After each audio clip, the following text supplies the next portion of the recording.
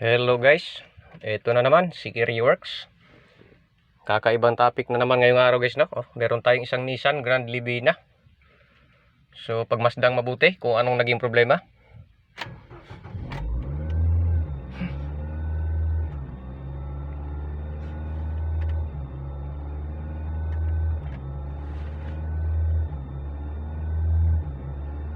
So gumagalaw guys yung RPM niya, no?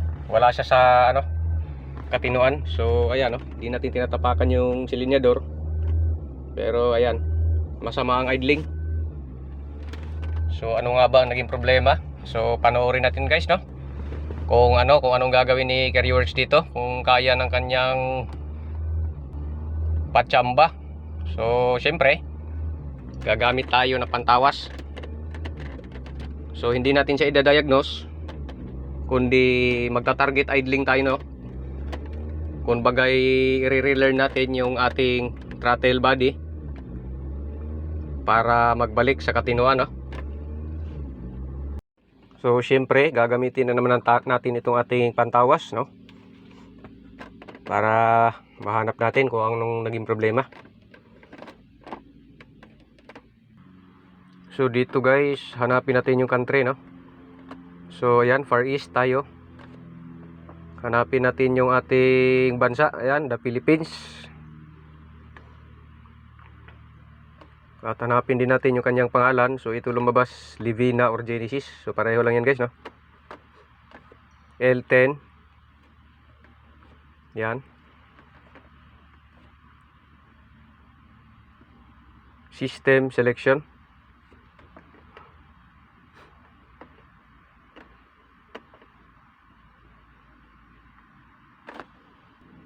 So dito tayo sa special function. Ayan. So hanapin natin yung either air volume learn. So ayan.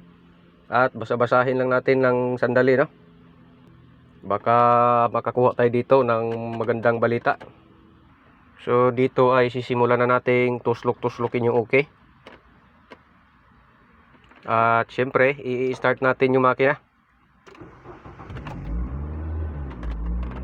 Hayaan nating mag-idle tapos i-start na natin, no?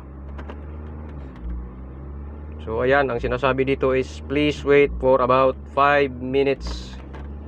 Ala, hintayin natin, no?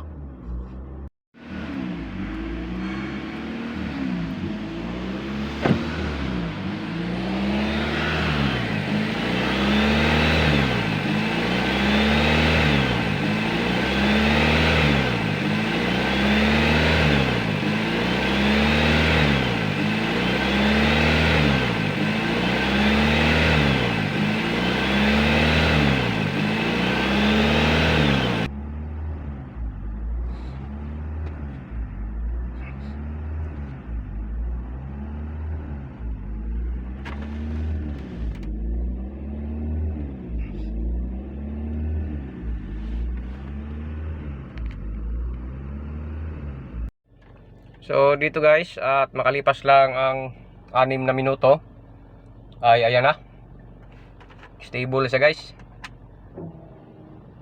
Ayan, nag-aircon na tayo. So hindi na nagalaw guys, no? All goods na.